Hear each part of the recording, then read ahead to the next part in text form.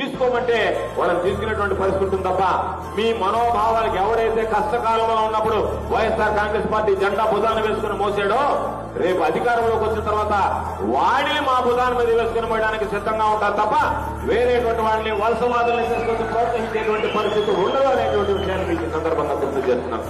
జగన్ అనే చెప్పాడు ఏదో కొన్ని పొరపాట్లు చేశాం జరిగాయి అన్ని స్థాయిలో. రేపు జగనన్న 2.0లో కార్యకర్తలకు సంబంధించి సముచితమైనటువంటి స్థానం కల్పిస్తామని చెప్పడం జరిగింది. ఆయన ఒకసారి ముఖ్యమంత్రి అయ్యాడు, మేము అధికార పార్టీలో ఒకసారి శాసనసభ్యులు అయ్యాం. కాబట్టి దానిలో ఆ మోజులో ఉన్నప్పుడు వచ్చిన వాళ్ళందరూ మనవాళ్లే కదా అనుకున్నాం. ఏదైనా పొరపాటు చేసి ప్రాధాన్యపడుతున్నారేమో అనుకున్నాం.